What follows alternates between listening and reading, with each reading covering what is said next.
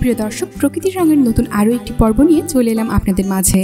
আজকের পর্বে আমি আপনাদের জানাবো টক না মিষ্টি, কোন দইটি বেশি উপকারী তার সম্পর্কে। দই খেতে আমরা সবাই কম বেশি খুব পছন্দ করে থাকি, তবে কোন দইটি আমাদের শরীরের জন্য সবচেয়ে বেশি প্রয়োজনীয় এবং উপকারী তা নিয়ে অনেকেরই প্রশ্ন রয়েছে। আজকের ভিডিওতে আমি এই প্রশ্নেরই উত্তর দেওয়ার চেষ্টা করব। তাহলে চলুন জেনে নেওয়া যাক। গবেষণায় জানা গেছে নিয়মিত টক দই খেলে শরীরের রোগ প্রতিরোধ ক্ষমতা বাড়ে, হজম শক্তি বাড়ে, এমনকি ক্যান্সার প্রতিরোধ করে। আরও কি কি গুণ আছে দইয়ে? আরও অনেক গুণ রয়েছে দইয়ের। কোন দই ভালো? টক দই বা ইয়োগার্ট কেন ভালো তা বলার আগে একটা ছোট্ট ইতিহাস বলে নিলে ভালো হয়। অনেক বছর আগে রাশিয়ার একটা প্রদেশের মানুষের মধ্যে অদ্ভুত কিছু বৈশিষ্ট্য লক্ষ্য করা যায়। দেখা যায় ওই প্রদেশের মানুষের গড় আয়ু অনেকটা বেশি। কেন এমন? বিষয়টা খোঁজ করতে শুরু করেন রাশিয়ান চিকিৎসক ম্যাচিনিকভ। দেখা যায় ওই প্রদেশের মানুষ নিয়মিত 2 বেলা পাতে রাখেন দই। বিষয়টি নজরে পড়ে তার। তিনি বুঝতেই পারেন দীর্ঘকাল যাবৎ সুস্থ থাকার পেছনে দইয়ের নিশ্চয়ই কোনো ভূমিকা রয়েছে। তিনি গবেষণা করে দেখেন দইয়ে থাকা বিভিন্ন উপকারী ব্যাকটেরিয়া ক্ষতিকর পদার্থকে আটকাতে বিশেষ ভূমিকা নেয়। এছাড়াও দইয়ে রয়েছে protein, fat, calcium, phosphorus, riboflavin, vitamin B6, vitamin B12, vitamin A ইত্যাদি নানা উপাদান। ফলে শরীরের রোগ প্রতিরোধ ক্ষমতা বাড়ে, হজমে সাহায্য করে, বয়স বাড়ার প্রক্রিয়া ধীর গতিতে হয়, ক্যান্সার প্রতিরোধ করতেও বিশেষ ভূমিকা নেয় দই। এই গবেষণার জন্য মেচিনিকভ নোবেল পুরস্কার পান। দুধের বদলে দই।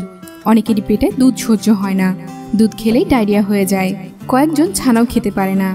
তাদের ক্ষেত্রে দই খুব ভালো পুষ্টির উৎস হতে পারে। দেখা গেছে দই এবং দুধের রাসায়নিক গঠনে তফাৎ রয়েছে যথেষ্ট।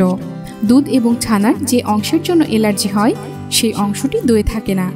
এখানেই দই খাওয়ার সার্থকতা, কারণ দুধে যে ল্যাকটোজ থাকে তা দইয়ে অনুপস্থিত। এছাড়াও দই সহজপাচ্য হওয়ায় বয়স্ক মানুষদেরও দই খেয়ে হজম করতে বেগ পেতে হয় না। হজমে সাহায্য করে দই।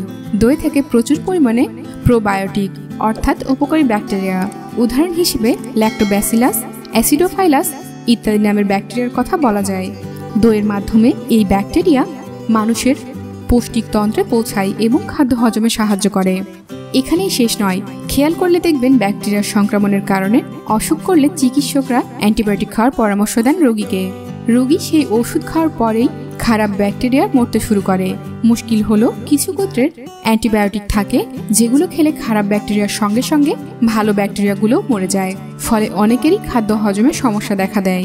এই সময় দই খেলে উপকার হয়, কারণ দইয়ের ভিতরে বেশ কিছু ভালো ব্যাকটেরিয়া পুনরায় পৌষ্টিকতন্ত্রের অন্দরে থাকা ভালো ব্যাকটেরিয়ার বৃদ্ধিতে সহায়তা করে। কোন কোন অসুখে বেশি করে দই খাবেন? যাদের খাদ্য হজমের সমস্যা হয় তারা লাঞ্চ ও ডিনারে দই খান। তাছাড়াও অস্টিওপোরোসিস রোগীদের নিয়মিত টক দই খাওয়া উচিত, কারণ দইয়ে থাকে প্রচুর পরিমাণে ক্যালসিয়াম। ফলে অস্টিওপোরোসিস প্রতিরোধে দই বিশেষ ভূমিকা নেয়। দই কোষ্ঠকাঠিন্যের রোগীদের পক্ষে উপকারী। দই অন্ননালী পরিষ্কার রাখে, শরীর থেকে টক্সিন বেরিয়ে যেতে সাহায্য করে। মিষ্টি না টক? মিষ্টি দই একেবারেই চলবে না। সব সময় টক দই খেতে হবে, কারণ টক দইয়ের মধ্যে আলাদা করে চিনি মিশিয়ে দইকে মিষ্টি করা হয়। সুগার মানেই অতিরিক্ত ক্যালোরি, সেখান থেকে ওজন বৃদ্ধি। তাছাড়া মিষ্টি দইয়ের চিনি ছাড়াও থাকে ঘি, সেটা বরং স্বাস্থ্যের পক্ষে আরও বেশি ক্ষতিকর। অবশ্য রক্তে ট্রাইগ্লিসারাইড শর্করার পরিমাণ ঠিক থাকলে একজন ব্যক্তির মাঝে মধ্যে মিষ্টি দই খেতে বাধা নেই। দই কি সুষম খাদ্য? না, সব ভিটামিন খনিজ কোনো একটি খাদ্যবস্তুতে থাকে না, দইও নেই। ফলে শুধু দই খেয়ে কোনো ব্যক্তি জীবন ধারণ করতে পারবে না। কিভাবে দই খাবেন? মূল খাদ্যের সঙ্গে দই রেখে খাওয়া যেতে পারে, অর্থাৎ লাঞ্চ বা ডিনার শেষে দই খেতে পারেন। এভাবে দৈনিক গড়ে 300 থেকে 400 মিলিগ্রাম দই খাওয়া যায়। দই খাদ্য হজমে সাহায্য করে, তা আগেই বলা হয়েছে। এছাড়া অনেকটা পরিমাণ দইয়ের মধ্যে প্রচুর পরিমাণে স্যালাড দিয়ে খাওয়া যেতে পারে। আবার মাছ মাংস দই দিয়ে রান্না করে বা ম্যারিনেট করার জন্য দই ব্যবহার করলে তা হজমে সাহায্য করে। ঘরে পাতা দই সবসময় নিরাপদ, তবে ঘরে পাতা দই নিয়ে কয়েকটা কথা বলে রাখা ভালো। মোটামুটিভাবে যেদিন রাতে দই পাতবেন তার পরের দিন বিকেলের মধ্যে খেয়ে নিতে হবে। মনে রাখবেন 24 ঘন্টা পেরোতে শুরু করলে দইয়ের পুষ্টিগুণ কমতে শুরু করবে। এবার আসি প্যাকেটজাত দই প্রসঙ্গে। বহু সংস্থা আজকাল প্যাকেটজাত দইকে শরীরের পক্ষে ক্ষতিকর বলে গণ্য করছেন। কাদের দই খাওয়া একেবারেই উচিত নয়।